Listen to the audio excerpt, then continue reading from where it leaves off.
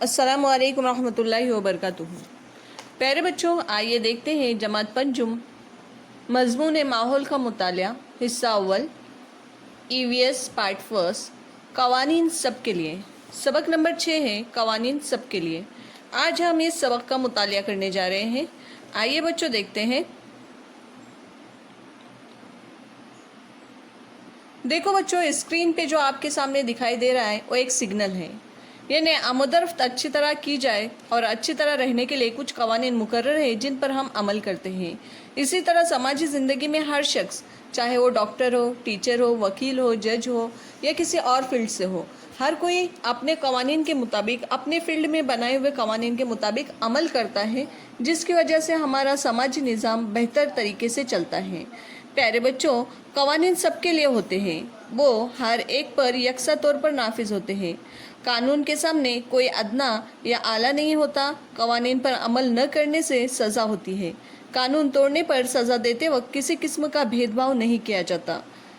चुनाचे मसावत कानून की बुनियाद होती है, यानी हर किसी को यकसा हुकूक दिए हुए हैं। हुकूमत हिंद ने हर इंसान को यकसा हुकूक भी दिए हैं और गुनाह करने पर या कानून तोड़ने पर उसे बिना भेदभाव के सज़ा का हकदार समझा है।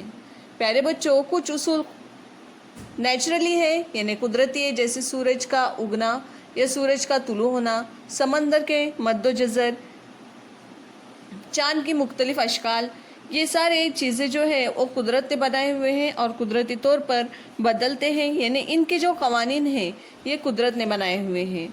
उसके बाद बच्चों, जब हमारा मुल्क आज़ाद था तब हमारे मुल्क में अलग रीत रिवाज थी, मगर जैसे ही मुल्क को आज़ादी मिली कुछ कवानीन बदल गए। जैसे वोट देने का हक हासिल हो गया।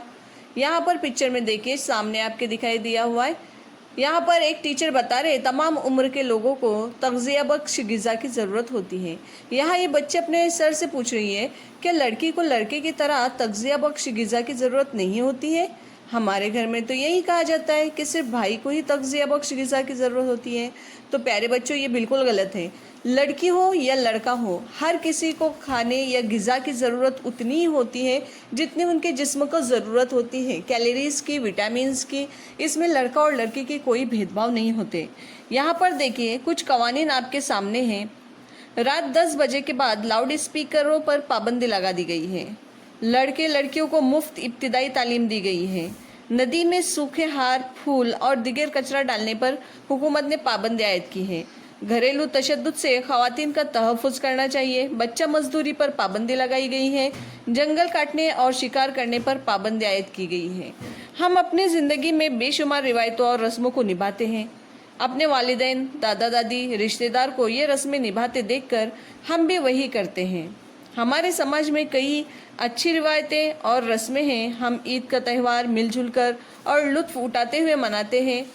घर आए हुए मेहमानों का इस्तकबाल करते हैं, उन्हें अपनी खुशी में शामिल करते हैं और ये हमारे भारत की रीत चले आई है, यह रिवायत है।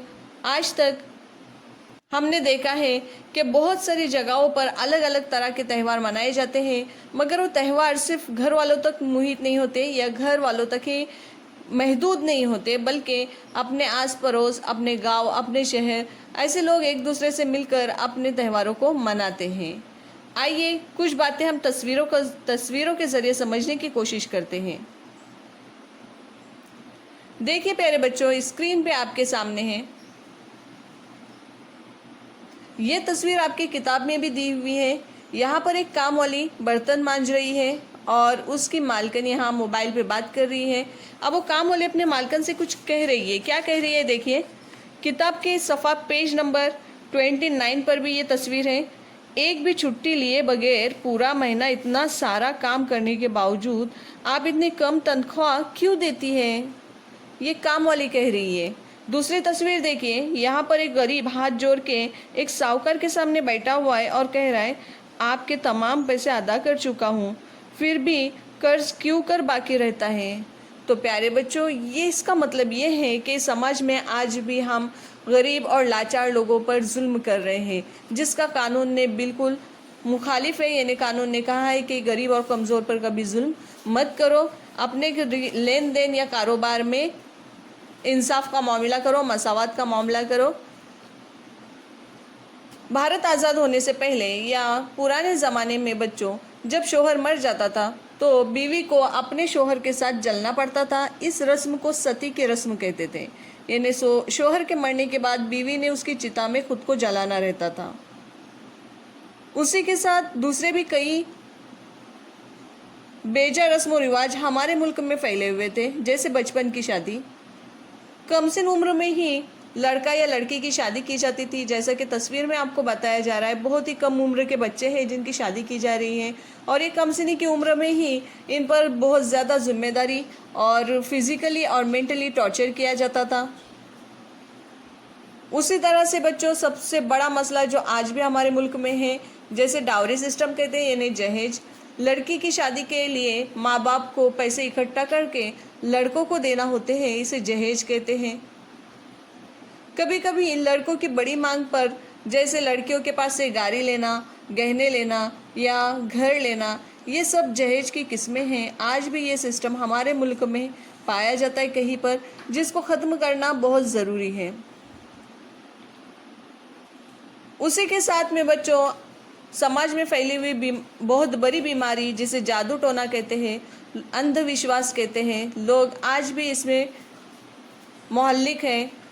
बच्चा मजदूरी हमारे मुल्क का बहुत बड़ा मसला है। देखिए तस्वीर में आपको एक बच्चा रोड पे काम करते हुए दिखाई दे रहा है, दूसरी बच्ची जो है वो पेपर बांट रही है। ऐसे बच्चे आपको सिग्नल पे बहुत सारे दिखाई देते हैं, जो अपने माँ बाप को छोड़कर बहुत ही कम उम्र में ये काम कर रहे हैं।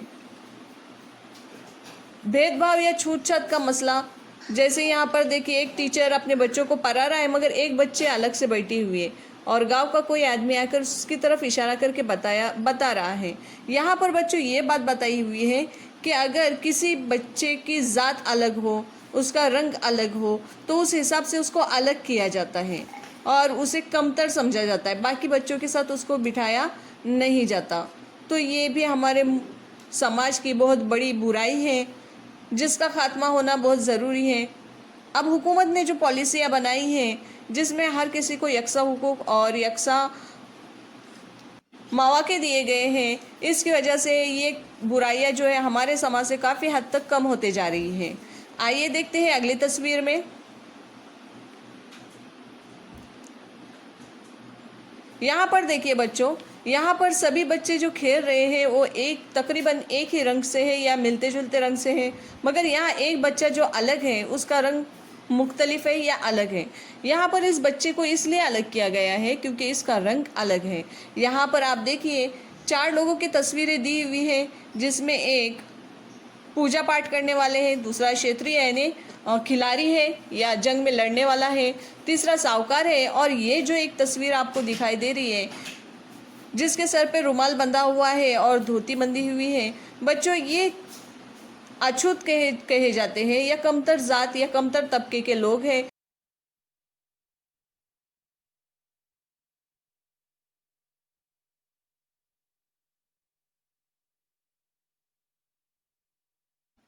हुकूमत ने किसी के भी साथ जात पात के बिना पर भेदभाव करने से मुखालिफत की है, यानी कानूनन जुर्म है। हुकूमत ने सभी को यकसा हुकूक दिए हैं, चाहे वो किसी भी रंग के हो, किसी भी ज़ात के हो, सबको यकसा हुकूक है। लड़का और लड़की दोनों को मसावी तालीम हासिल करने के हुकूक है। घर में भी उनके साथ मसावी रवैया रखना चाहिए। देखिए इन तस्वीर में हमारे मुल्क में अब रंग रूप या ज़ात पात की बिना पर भेदभाव न करते हुए सभी बच्चे एक साथ तालीम हासिल कर सकते हैं। 14 साल की उम्र तक मुफ्त तालीम हुकूमत हमारे बच्चों को दे रही है। तो प्यारे बच्चों, समाज में मसावत और इंसाफ कायम करने के लिए जिस तरह कवानीन ज़रूरी है, इसी तरह माहौल के तहफ़्फ़ुज़ के लिए भी कवानीन की ज़रूरत होती है। कई चीज़ों से हम फितरत पर मुनहसर होते हैं, हमारी बेशुमार ज़रूरतें फितरत से पूरी होती हैं। हमारे बाद आने वाली नस्लों को भी कुदरती दौलत वसाइल दस्तयाब होने चाहिए, इसलिए हमें इस दौलत और वसाइल का तहफ़्फ़ुज़ करना चाहिए, इसे एहतियात से इस्तेमाल करना चाहिए। Thanks for watching my video. प्यारे बच्चों, मिलते हैं अगली वीडियो में। ऐसे ही तालीमी वीडियोस हासिल करने के लिए हमारे चैनल को सब्सक्राइब कीजिए, साथ ही बेल आइकॉन का बटन ज़रूर प्रेस करें और हाँ, लाइक और शेयर करना न भूलें।